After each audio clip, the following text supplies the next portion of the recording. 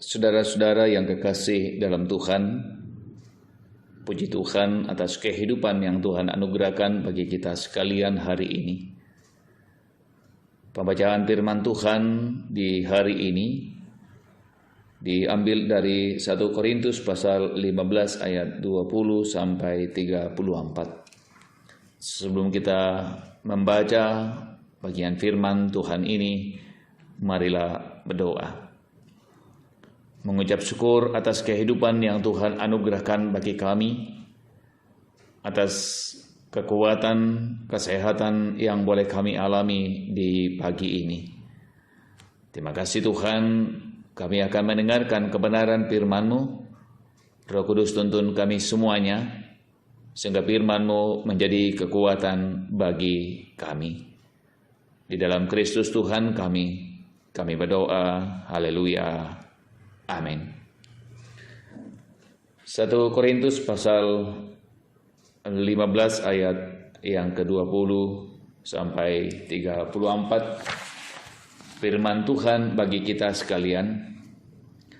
Tetapi yang benar ialah bahwa Kristus telah dibangkitkan dari antara orang mati sebagai yang sulung dari orang-orang yang telah meninggal.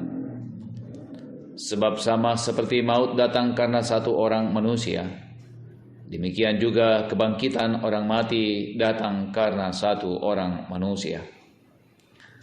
Karena sama seperti semua orang yang mati dalam persekutuan dengan Adam, demikian pula semua orang akan dihidupkan kembali dalam persekutuan dengan Kristus. Tetapi tiap-tiap orang menurut urutannya. Kristus sebagai buah sulung, sesudah itu mereka yang menjadi miliknya pada waktu kedatangannya. Kemudian tiba kesudahannya, yaitu bila mana ia menyerahkan kerajaan kepada Allah Bapa, sesudah ia membinasakan segala pemerintahan, kekuasaan, dan kekuatan. Karena ia harus memegang pemerintahan sebagai raja sampai Allah meletakkan semua musuhnya di bawah kakinya. Musuh yang terakhir yang dibinasakan ialah maut, sebab segala sesuatu telah ditaklukkannya di bawah kakinya. Tetapi kalau dikatakan bahwa segala sesuatu telah ditaklukkan, maka teranglah bahwa ia sendiri yang telah menaklukkan segala sesuatu di bawah kaki Kristus. Itu tidak termasuk di dalamnya. Tetapi kalau segala sesuatu telah ditaklukkan di bawah Kristus, maka ia sendiri sebagai anak akan menaklukkan dirinya di bawah Dia yang telah menaklukkan segala sesuatu di bawahnya, supaya Allah menjadi semua di dalam semua.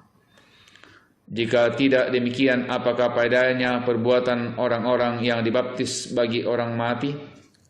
Kalau orang mati sama sekali tidak dibangkitkan, mengapa mereka mau dibaptis bagi orang-orang yang telah meninggal? Dan kami juga, mengapakah kami setiap saat membawa diri kami kepada bahaya? Saudara-saudara, tiap-tiap hari aku berhadapan dengan maut, demi kebanggaanku akan kamu dalam Kristus Yesus, Tuhan kita. Aku katakan bahwa hal ini benar. Kalau hanya berdasarkan pertimbangan-pertimbangan manusia saja aku telah berjuang melawan binatang buas di Efesus, apakah gunanya hal itu bagiku? Jika orang mati tidak dibangkitkan, maka marilah kita makan dan minum, sebab besok kita mati. Janganlah kamu sesat. Pergaulan yang buruk merusakkan kebiasaan yang baik. Sadarlah kembali sebaik-baiknya, dan janganlah berbuat dosa lagi. Ada di antara kamu yang tidak mengenal Allah. Hal ini kukatakan supaya kamu merasa malu. Demikian firman Tuhan. Amin. Saudara-saudaraku yang kekasih dalam Tuhan, puji Tuhan atas kehidupan yang boleh kita alami di pagi ini. Kita percaya kuasa cinta Tuhan melimpahi kehidupan saudara-saudara.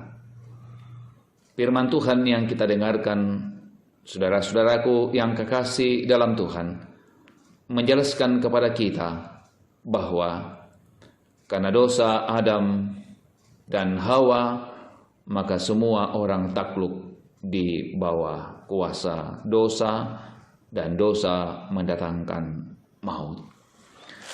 Tapi puji Tuhan, saudara-saudaraku yang kekasih dalam Tuhan, bahwa dalam iman kita dan yang digambarkan oleh Paulus kepada jemaat di Korintus, dan tentu kepada kita semua di zaman ini, bahwa Kristus yang mati tapi bangkit dari antara orang mati, dan kebangkitannya itu adalah kebangkitan yang sulung. Artinya saudara-saudara, bahwa ketika Kristus bangkit dan dianggap dan diimani sebagai kebangkitan yang sulung, maka kita di dalam Dia punya jaminan bahwa kita juga dibangkitkan. Yang kedua, saudara-saudaraku yang kekasih dalam Tuhan, bahwa kebangkitan Kristus menjaminkan kepada kita bahwa Ia telah menaklukkan segala kuasa, kuasa kegelapan, kuasa dosa, dan kuasa maut. Dikatakan dalam pembacaan kita, saudara-saudara, sebab segala sesuatu telah ditaklukkannya di bawah kakinya. Tetapi kalau dikatakan bahwa segala sesuatu ditaklukkan, maka teranglah bahwa Ia sendiri telah menaklukkan segala sesuatu di bawah kaki Kristus, itu tidak termasuk di dalamnya. Jadi saudara-saudaraku yang kekasih dalam Tuhan, menjalani kehidupan yang Tuhan anugerahkan bagi kita sekalian, dalam segala situasi, dalam segala tantangan kehidupan, dalam segala pergumulan yang dihadapi, kebangkitan Kristus menyimbolkan bagi kita bahwa kita adalah pemenang, dan kita berangkat dari apa yang disebut sebagai pemenang, sehingga dalam menjalani kehidupan yang Tuhan anugerahkan bagi kita, kita berlaku dan bertindak sebagai orang pemenang. Tuhan Yesus memberkati kita semuanya. Marilah berdoa. Bapa di sorga, hari ini kami mengucap syukur dan menaikkan pujian kepadamu atas kehidupan yang Tuhan anugerahkan bagi kami sekalian. Biarlah kiranya dalam anugerah-Mu kami kuat menjalani kehidupan ini. Firman-Mu memberikan motivasi bagi kami. Firman-Mu memberikan pengharapan bagi kami, bahwa Kristus telah menaklukkan segala kuasa maut, sehingga iman kami meyakinkan kepada kami bahwa kami berjalan dalam kemenangan, karena kami percaya kepada Tuhan yang menang. Kehidupan kami hari ini ke dalam tangan kuasa-Mu kami serahkan. Kiranya Tuhan menolong dan menopang kami menjalani kehidupan, baik pribadi kami, dalam kehidupan rumah tangga kami, dalam pekerjaan, dalam usaha-usaha kami. Segala tantangan kehidupan yang pasti ada di hadapan kami, di dalam kuasa-Mu kami pasti dimenangkan, karena Engkau adalah Allah yang menopang dan menolong kami. Terima kasih Bapa di sorga. Ini doa kami, ini permohonan kami, ini kehidupan kami. Sendengkan telinga kasih-Mu Tuhan, jawab doa kami. Di dalam Kristus Tuhan kami berdoa. Haleluya. Amin.